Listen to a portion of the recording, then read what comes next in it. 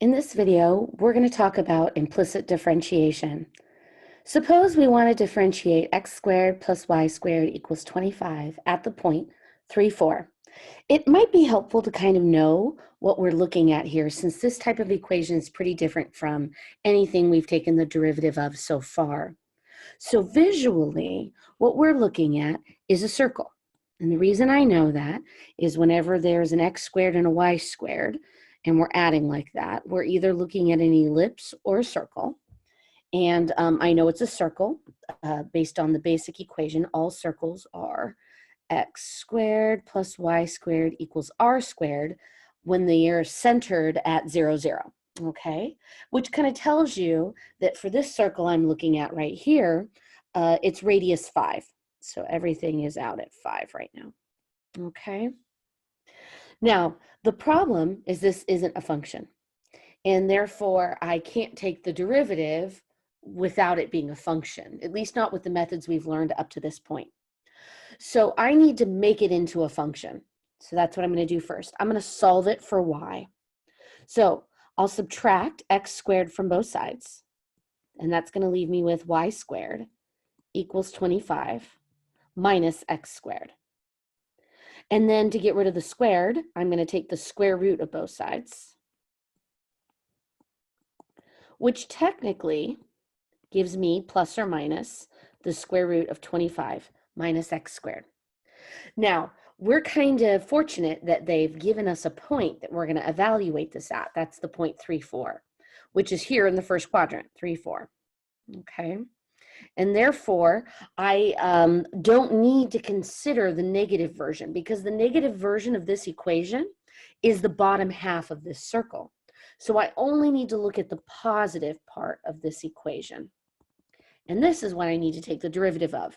So before I do the derivative, I'm going to go ahead and rewrite it in exponent form so that I can use the power rule. And now I'm ready to take the derivative. Okay. So I'll bring the 1/2 down to the front, and then I'm going to decrease the power by 1, which will give me negative 1/2. But this is also a chain rule because I have something inside the parentheses that I need to take the derivative of as well. So the derivative of 25 is 0, and the derivative of the negative x squared is negative 2x. So cleaning this up, I'm going to have the 1/2 and the 2 are going to cancel. I'll bring that negative x out to the front. And then I'm not going to leave it with the negative exponent. I'm going to go ahead and put that into the denominator. So I have negative x over the square root of 25 minus x squared. Okay, so now I'm going to go ahead and evaluate this at the point 3, 4. Which basically means I'm plugging in 3 everywhere I have x. So that's going to be the square root of 25 minus 3 squared, which is the square root of 29. I'm sorry, 9. And then 25 minus 9 is 16. And the square root of 16 is 4. So there we go. That is the derivative at the point 3, 4. It's negative 3, 4. So that's the slope of the tangent line at that point on the circle. Okay, but that was a heck of a lot of work. And if they wanted me to do the derivative in general, I would have also had to done the negative case. Technically, that's 2 different equations that I have to work out. Now, because the 2 equations are so similar, it's really easy to do. But let's look at an example that's maybe not so easy. Let's look at this one. Okay, x cubed plus y cubed equals 6xy. Now this falls in the same category. It is not a function, and therefore we're going to have problems trying to take the derivative of it. By the way, this is called the folium of Descartes. Okay, it's a special function created by a mathematician named Descartes. And in order for us to actually find this function, we're going to have to, make this into a function, we're going to have to break it up. One way, this is something I kind of grabbed off of the internet, is to break the function up into like 3 different pictures, kind of like this. That's horrible. Could you imagine taking a derivative like this? I mean, there's this piece here where it's floating, and then this other section over here. I mean, it's just awful to look at. And honestly, you don't want to do this. So we want to introduce a new way of taking the derivative, and that's implicit differentiation. So implicit differentiation consists of differentiating both sides of the equation with respect to x, and then solving the resulting equation for y prime. Now, it kind of works best when you see an example, but let's kind of read through the steps. So we're going to differentiate both sides of the equation with respect to x. We're going to treat y as a function of x, and we'll use the chain rule on y. So for example, if I wanted to take the derivative of y squared with respect to x, I'm going to treat y squared just like I would any old power rule, which means I'm going to bring the 2 to the front, and I'll get 2y. But because I'm technically not taking the derivative of x like I should be, I have to tag on this extra dy dx on every time I take the derivative of y. Then I'm going to solve for dy dx and maybe evaluate it at a specific point. So let's try implicit differentiation on this example, and maybe it'll make a little bit more sense. So I'm going to treat both x and y like variables that I can take derivatives of. So if I take the derivative of x squared, I'm going to use power rule, which means that'll be 2x. And if I take the derivative of y squared, that would be 2y. But technically, I'm taking the derivative with respect to x. That's what that notation says, which means that I have to multiply this by an extra dy dx because I technically violated the rules. I wasn't really taking the derivative with respect to y. Okay, and then the derivative of a constant is just 0. So step 2 says that we're going to solve this for dy dx. So I'm going to subtract 2x from both sides. And that's going to leave me with 2y times dy dx equals negative 2x. And then I'm going to go ahead and divide both sides by 2y. I'm going to bring this up here. So I have dy dx equals negative 2x over 2y, which I could reduce the 2's, and I'm just left with negative x over y. But I want to evaluate this at the point 3, 4. So I'm going to actually plug in 3 for x, 4 for y, and there we go. Negative 3/4. And that's the same answer I got over here when I solved it for y and took the derivative using a combination of power rule and a chain rule. And it took a heck of a lot more work to do it this way. So our implicit differentiation is quicker. It's easier. We just have to remember that every time we take the derivative of the y value, we need to tag on this extra dy dx to compensate for the fact that we technically aren't taking the derivative with respect to y. So let's try this on that previous example, that picture we saw earlier. Let's say we want to take the derivative. So let's take the derivative of x cubed, that is 3x squared, and the derivative of y cubed is 3y squared. But I have to tag on dy dx. Okay. Now I'm going to take the derivative of 6xy. Now, if I'm thinking of both of these as variables, I'm going to have to do a product rule here. So I'm going to treat the first equation as 6x and the second equation as y. So let's take the derivative of the y first. So 6x is going to stay the same. Derivative of y is 1. And then because I took the derivative of y, I have to tag on dy dx.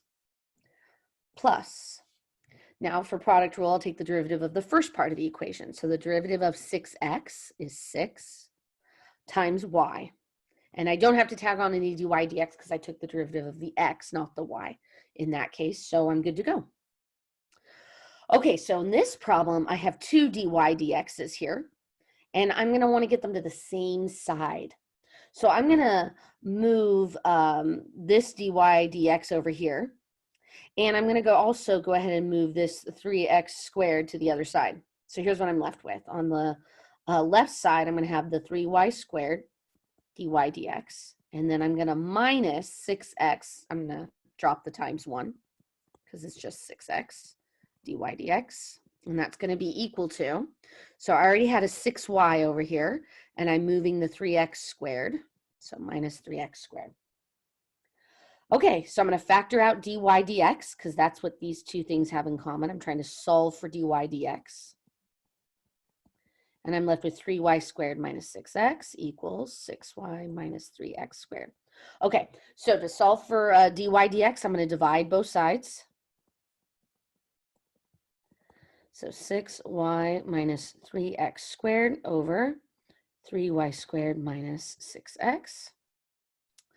And then I'm going to go ahead and reduce everything by 3. So it's like factoring a 3 out of the numerator and denominator. So here, I'll just show that work real quick.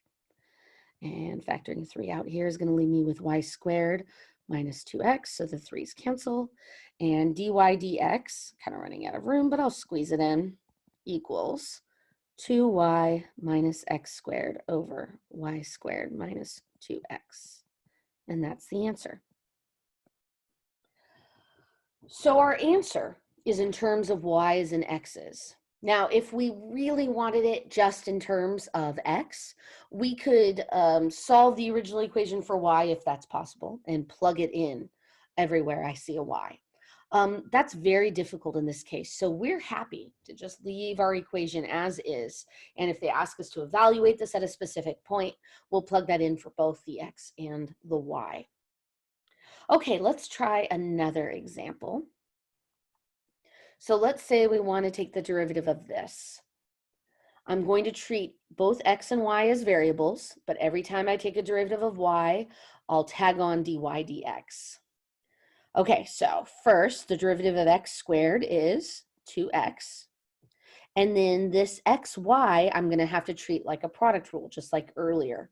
So let's start by taking the derivative of the y, which is 1, which I'm going to have to times by dy dx.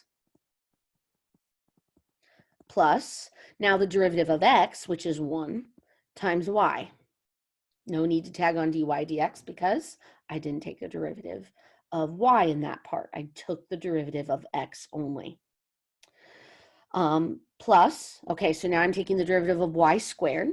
So that's 2y, but because I took the derivative of the y, I'm going to have to add on dy dx. And the derivative of 3, a constant, is 0. Okay, so I'm going to solve this equation for dy dx. So I'm going to move all the non-dy dx terms, these two terms, to the other side. And I'm going to clean this up. So rather than write x times 1 times dy dx, I'm just going to write x times dy dx. And then plus 2y times dy dx. And that's going to equal negative 2x. And then negative 1y, which I'll just write as y. Okay, so I'm going to factor out dy dx to solve for it, which leaves me with x plus 2y equals negative 2x minus y. Divide both sides by that x plus 2y, and that's going to give me negative 2x minus y over x plus 2y. All right, so there's the derivative. That's part 1. Now part 2, they want us to find the equation of the tangent line at the point 1, 1. So at the point 1, 1, plugging in 1 for x and y, that's going to give me negative 2 times 1 minus 1, oops, not y, I said 1, all over 1 plus 2 times 1, which is negative 3 over positive 3, which is just negative 1. So there's my slope. My slope is negative 1.